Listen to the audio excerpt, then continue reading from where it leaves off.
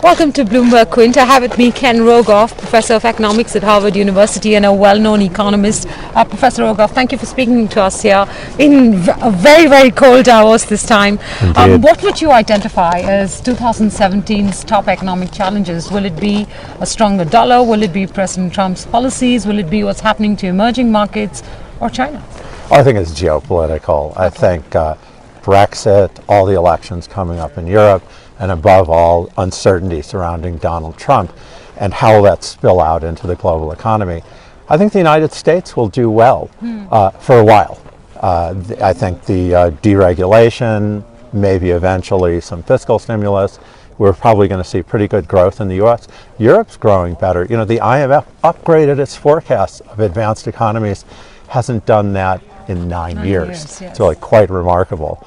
So, but on the other hand, there's the overhang of all this uncertainty of a very, very inexperienced and somewhat erratic new American president. And we don't know what we'll get in France, in Germany, and elsewhere. So what is President Trump going to amount to in terms of economic action?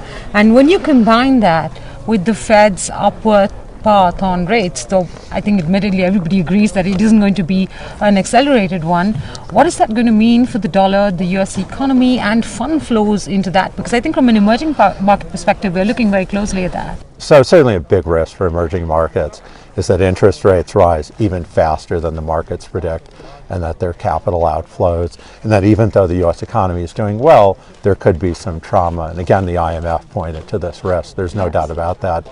On the other hand, if that's all I was worried about, I would just say we'll deal with it. But you know, clearly this possibility of a trade war, all sorts of institutions since for 60 years we've taken for granted, possibly being undermined, and even the independence of the Federal Reserve is something I think we could worry about. Not only does President Trump have 2 open vacancies, the chair and the vice chair were both, their terms are expiring in 2018. I wouldn't be surprised if a couple other governors resign. He will be able to appoint most of the Federal Reserve Board.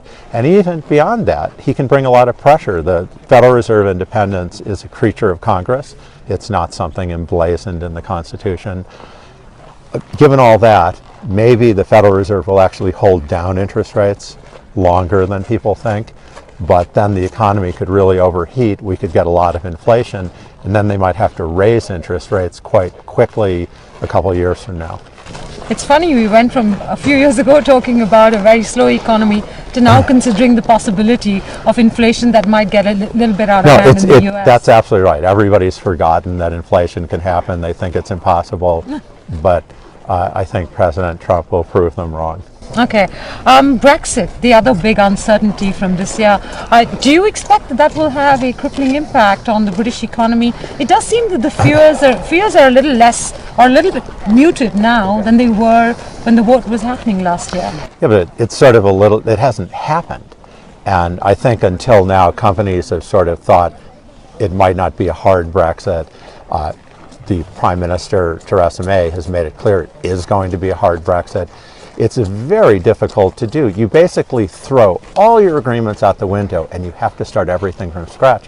And people think, oh, you know, give them a couple months, they'll figure it out. No, no, no. These things take years. And even after you have the agreement, even after Brexit has taken place, it has to be phased in. You can't just change the rules overnight. So this will create uncertainty for a decade in the UK. I don't know if it's going to be a crash scenario. I don't think so. But it's going to undermine British growth for a while. And of course, immigration was a big source of growth in the United Kingdom. Now they won't have it. That said, over the very long run, it's understandable that they don't have the same philosophy as the continent.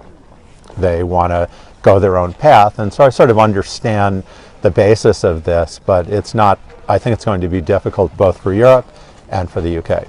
Last year, this time, Professor Rogoff, we were discussing China. If you remember the first 2 months, the last few months of 2015, the first few months of 2016, everybody was really worried about a hard landing in China. I think things improved from there on in 2016. China isn't as big a talking point this year in Davos, but one of the things we discussed, the internal debt in China, still seems to be a sticky issue, yet it hasn't blown up. How do you assess what's going on with the Chinese economy? Well, they've been able to prop things up, but there's still very deep problems. It's not easy to see. They say, well, growth this year was 6.7%. Next year it's going to be 6.6%. Those can't be real numbers where somebody's that stable. I think if the big picture I look at in China is that there's been this tremendous centralization of political power.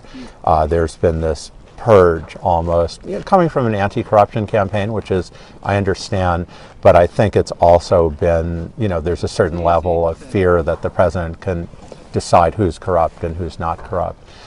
And so centralization of power, and yet they want to have less export-driven, more service sector-driven, more domestic, and that needs to be more decentralized decision-making. That's an inconsistency.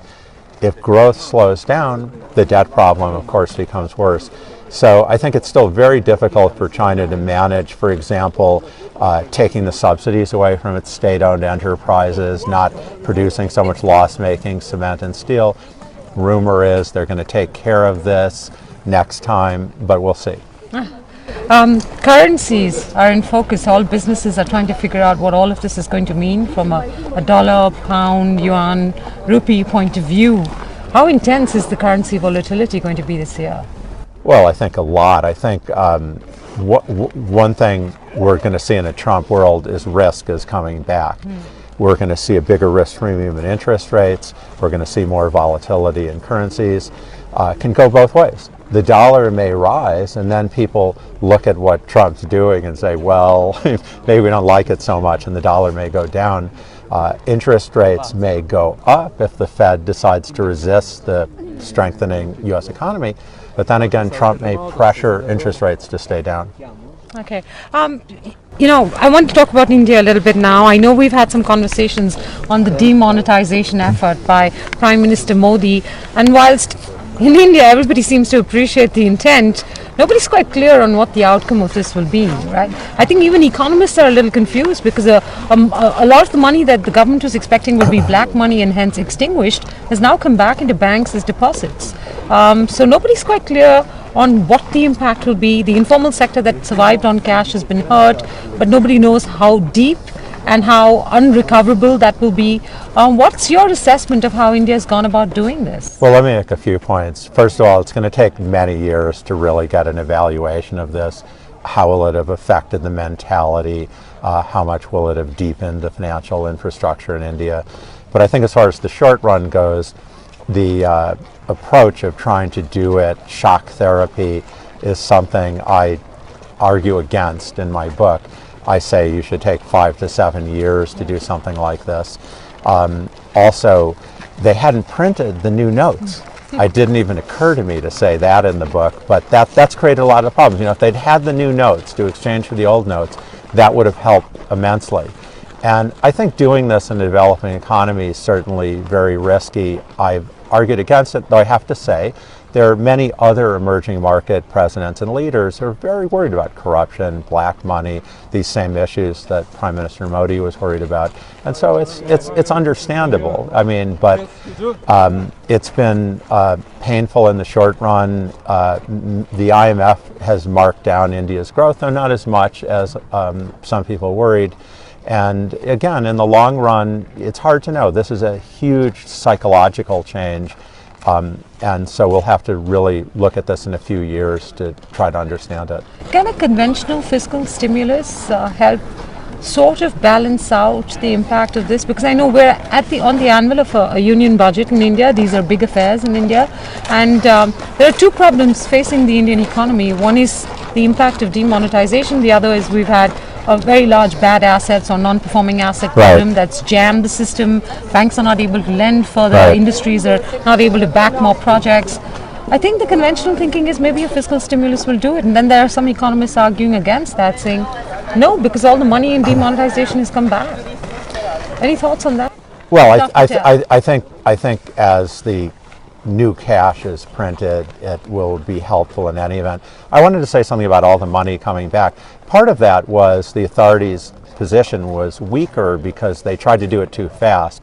So that made it very hard when there are already long lines, when it's already chaotic, to be very tough on each individual transaction. Had they done it more slowly, there might have been more time to look through things. I mean, yeah, Sweden phased out its 1,000 krona note, and they have quite a few cases where somebody comes in with a bag of money, couldn't explain it, they wouldn't take it. There are legal cases going on, but they were able to block a certain amount of it from coming back. But I think the government rightly decided at some point, look, we have to, we moved a little too fast, we have to stabilize things. But the first order effect of demonetization isn't really just getting this little bit of gain from the black money. It's more changing attitudes towards corruption, changing attitudes towards tax evasion. There are other ways to do this. The Europeans put limits on the size of cash transactions. Should you be able to buy a house in cash? Right. Probably not. The Europeans have done things to make it harder to have cash registers, tear up receipts. They, put black boxes in them. There are things to do that a lot of countries are looking at that could help. Okay. So last question then. If you had to grade or rate the big economic challenges facing us in 2017, President Trump would be on the top of your list? I'm afraid so. I mean, the uncertainty, I would normally have said China, but this year the first place goes to the United States. The second place to China? And second place to China. Europe, of course, we could be surprised. We were surprised by Brexit, we were surprised by Trump, and we have to be concerned that one of the elections in Europe will surprise us too. Emerging markets then will have a tough year. Well, that's what the IMF says. It's upgraded advanced economies, been concerned about emerging markets, but let's remember, emerging markets are growing much faster than advanced economies, even in a tough year. India is growing faster than almost anyone. Okay, Professor Rogoff, thank you so much for speaking with us. Thank you. We brought the sun out for you, so that should help. It's Thanks much for your appreciated. time. Okay, Thank you. Thank you so much.